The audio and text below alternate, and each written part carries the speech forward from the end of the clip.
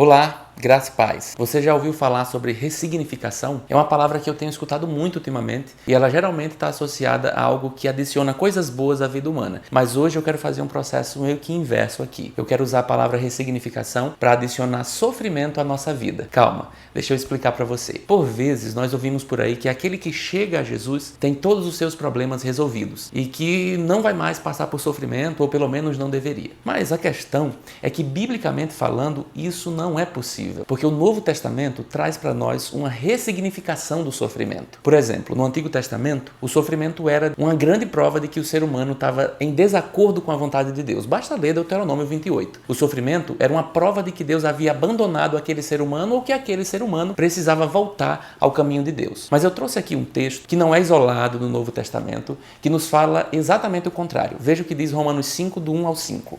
Agora fomos aceitos por Deus pela nossa fé nele. Temos paz com ele por meio do nosso Senhor Jesus Cristo. Foi Cristo quem nos deu, por meio da nossa fé, esta vida na graça de Deus. E agora continuamos firmes nessa graça e nos alegramos na esperança de participar da glória de Deus. E também nos alegramos nos sofrimentos, pois sabemos que os sofrimentos produzem a paciência. A paciência traz a aprovação de Deus, e essa aprovação cria a esperança. Essa esperança não nos deixa decepcionados, pois Deus derramou o seu amor no nosso coração, por meio do Espírito Santo que Ele nos deu. Se você acredita que o cristão não pode sofrer, esse texto pode causar muita confusão na sua cabeça, porque ele mostra o sofrimento atrelado a uma vida de glória. Como isso pode ser possível? Veja, Paulo inicia esse capítulo 5 falando que por meio da fé e não mais por meio das obras humanas, os homens podem ter acesso a Deus, podem ter comunhão com Deus. A cruz de Cristo foi e ainda é a única coisa que pode ligar o ser humano a Deus. E Paulo está sendo bem específico aqui porque ele quer que seus ouvintes entendam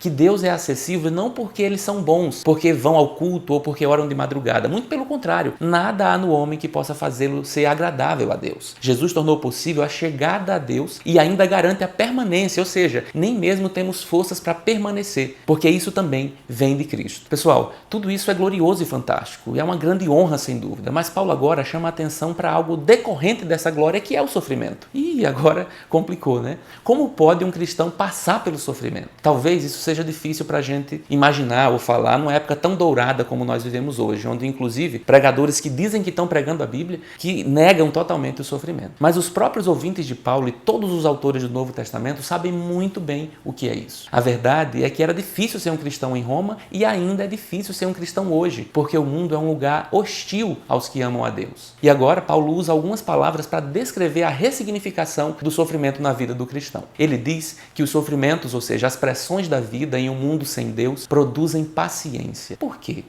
Para ele, o sofrimento é todo tipo de pressão que venhamos a sofrer, seja necessidade, pesar, perseguição, enfim. Mas esse sofrimento produz no cristão a paciência, que, diferente do que possamos pensar, não é algo passivo, pelo contrário. É o reconhecimento de que a situação não é favorável e, por isso, levanta-se para a luta. A palavra grega usada aqui tem a ver com ação forte e resistente frente às circunstâncias da vida. Isso é paciência. Essa paciência vai trazer a aprovação de Deus, segundo esse texto. A palavra usada aqui é semelhante à usada para se referir ao metal que passa pelo fogo e é aprovado, ou seja, a paciência produz um cristão que resiste às pressões e que vai até o fim. Essa aprovação de Deus produz então esperança. Qual esperança? A possibilidade de ser aceito por um grupo social, a esperança de ganhar riquezas e honras nesse mundo, a chance de encontrar um amor para toda a vida? Não, não e não. Essa esperança é aquela que está afirmada em Deus e não nesse mundo, na rocha eterna. A esperança que tem um final certo e consistente, a esperança garantida por Deus. O sofrimento, então, na vida do cristão, deixa de ser visto como um castigo de Deus e passa a ser visto como um caminho preparado pelo Senhor para seu povo passar e desfrutar de um relacionamento profundo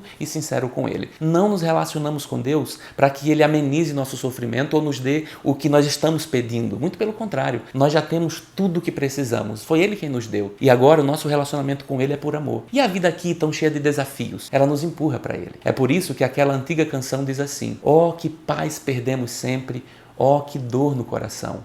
Isso é porque não levamos tudo a Deus em oração. Coloque o seu sofrimento diante do Senhor. Abrace esse sofrimento. Enfrente a vida, porque o Espírito de Deus já está sobre você, derramando suavemente o amor de Jesus. Que Deus nos ajude a ressignificar o sofrimento em nossa vida. Até a próxima.